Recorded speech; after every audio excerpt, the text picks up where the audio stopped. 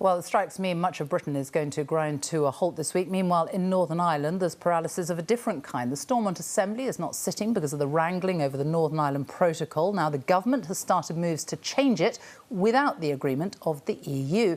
The European Commission says the UK is breaking international law and has started legal action. There's even talk of a trade war. But the Prime Minister says the protocol needs fixing to get Northern Ireland's government up and running again. What it does is it creates unnecessary barriers on trade east-west. What we can do is fix that. It's not a big deal. We can fix it in such a way as to remove those bureaucratic barriers, but without putting up barriers on trade moving north-south in the island of Ireland as well. Boris Johnson earlier this week. Well, Ireland's Prime Minister, the Taoiseach, Micheál Martin, joins me now from Cork. Good morning. Good morning. Now, the UK is suggesting red and green lanes to remove costs and paperwork on goods moving within the UK, but preserving full checks on goods entering the EU via Northern Ireland. What is wrong with that idea? Well, first of all, the unilateral decision of the British government to bring in legislation to undermine or to give the power to undermine almost all aspects of the protocol is not acceptable. It represents unilateralism of the worst kind in terms of honouring and adhering to international agreements that governments adhere to and sign up to and ratify in their parliaments. We accept fully there are legitimate issues around the operation of the protocol, and we believe with serious sustained negotiations between the European Union and the United Kingdom government, those issues could be resolved. But what I would say is that the legislation that is published does much more than you are suggesting, because it effectively would be severely damaging to the Northern Ireland economy, particularly in the context of the dual regulatory standards approach now being put forward by the British government, which is deeply concerning to industry and to businesses in Northern Ireland, and in effect represents a form of economic vandalism on Northern Ireland, because if you look, any objective data is now showing that Northern Ireland economy is doing very well. Manufacturing is doing very well. The dairy industry, the meat industry, the food industry generally, and agriculture is doing very well.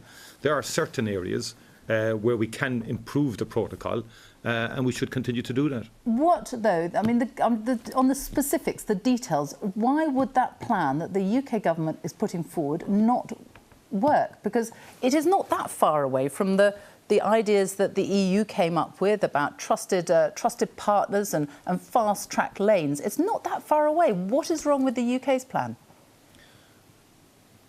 That specific issue that you reference in terms of goods going to the Northern Ireland from the UK, that specific proposal is one which the European Union is ready to negotiate with and on with the United Kingdom government. But the European Union is waiting for the United Kingdom to get engaged in substantive negotiations. Ultimately, that's the only way this can be resolved, is through substantive negotiations between the European Union and the United Kingdom government. And in our view, issues of the kind that you have referenced can, of course, be dealt with and negotiated. But of course, the legislation introduced last week and published last week is far wider than that, and is very, very worrying in terms of the actual damage it could do to key sectors of the Northern Ireland economy that has been doing quite well under the protocol. And I feel that story about the sectors of the Northern Ireland economy that are currently doing well is not being articulated enough within the United Kingdom. And I would urge people in the British government to talk in more detail with Northern Ireland business, with the Brexit Business Working Group, the people in manufacturing and different sectors of the economy. The EU Vice President, Maros Sefcovic, says that if the UK passes this bill that is putting in process now, then Northern Ireland is going to lose access to the single market. Is he right?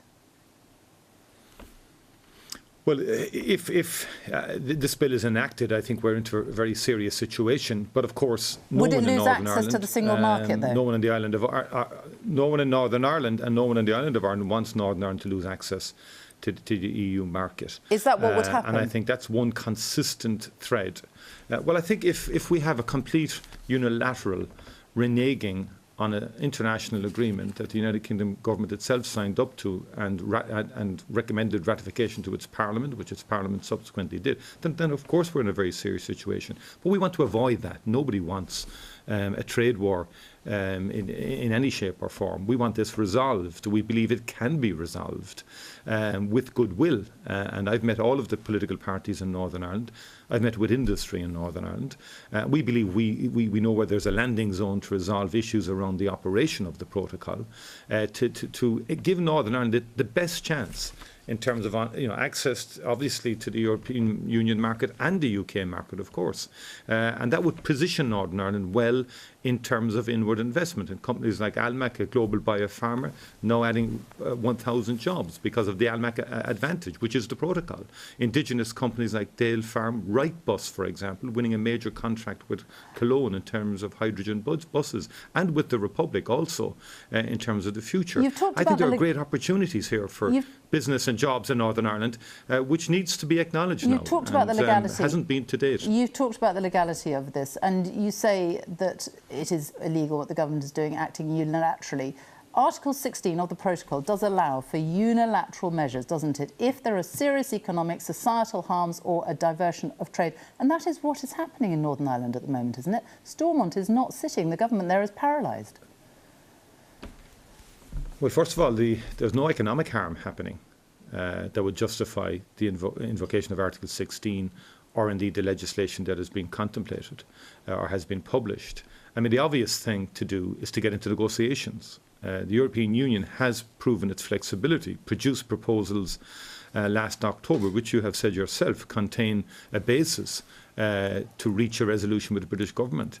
But what now needs to happen is really substantive negotiations between the British government and the European Union. Maros Sefcovic is a very flexible person. He has pushed the boat out significantly.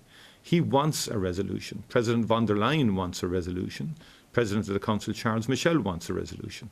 The British government is saying, the Prime Minister is saying he wants a negotiated settlement, preferably. Well, then let's get down to it. Let's get involved in discussions. Unilateralism has never worked in the context of the Good Friday Agreement. You say how flexible the EU is being, but at the moment the actual protocol hasn't been fully implemented, has it? And businesses in Northern Ireland don't want it to be fully implemented. The European Commission says it has to be fully implemented. That's not flexible, is it? Well, I think the European Union has been flexible already. You've just said yourself that aspects of it haven't even been implemented, given the fact that the European Union has been flexible and has wanted to create an environment to get into serious negotiations. And business doesn't want it to be implemented. But I would have to contest the assertion. Well, hold on. I mean, who are you talking to in business? I would invite you to talk to the manufacturing sector in Northern Ireland. I would invite you to talk to the food industry in Northern Ireland. Well, the Northern Ireland Business Brexit Working Group in general.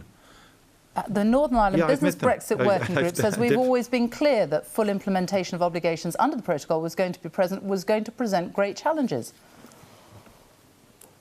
I have met that Brexit Business Working Group. They are very, very concerned with this legislation because it is damaging and would be damaging if implemented to key sectors of the Northern Ireland economy.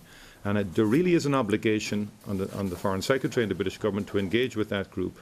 And I've said that they should be involved in the nuts and bolts of any resolution of this. We agree with them, with that group, in terms of issues that do arise from the protocol. We've always acknowledged that. We believe there are issues around the operation of the protocol that affect a small minority of business in Northern Ireland. We should resolve those. There's a way to resolving those. We are open as part of the European Union to resolving those. But do not underestimate the damaging impact of this legislation on sectors of the Northern Irish economy that has been doing very well. I mean, manufacturing at the moment has had its best year in 19 years. 19 years, it's had its best year this year. And people are trying to suggest that somehow the protocol has been damaging. I mean, there's 90,000 jobs. It's an increase of 2.5% in its performance. You've mentioned we need to get real here in terms of what the reality is on the ground in terms of key sectors of the Northern Ireland economy. And talking of reality, certainly anything we do should not undermine it. Yeah. Talking of reality, you've already mentioned the word trade war. There's not really going to be a trade war between the UK and the EU at this point in time, is there? Given what is going on and much bigger issues, Ukraine, the cost of living crisis, we're not really looking at a trade war, are we? Well, I think you may have referenced the trade war initially. I certainly don't want a trade war. Nobody wants a trade war. That would be very damaging to all of us. the United Kingdom, to Ireland, to the European Union more generally. And as you say, there are far more significant issues in terms of the war on Ukraine, which is deeply damaging and horrific, brutal war. And I pay tribute to the United Kingdom government for the role that it has played in supporting the Ukrainian government. And the European Union, the United Kingdom, the United States, all of the democratic world need to be aligned on the fundamentals of maintaining a multilateral rules-based order. And that's essentially is what's at stake in terms of the war in Ukraine. And that is why we are saying consistently that the issue around the operation of the protocol, and there are issues, and I've said this to the unionist politicians, I've met unionist political parties, there's a way of resolving those, and that way is through negotiations. And the trade agreement and protocol agreement with the United Kingdom government has mechanisms within it to resolve issues that may be negatively impacting on certain sectors of business in Northern Ireland. Everybody is up to resolving those. That's the obvious way forward. OK. Micheál Martin, thank you very much for joining us this morning.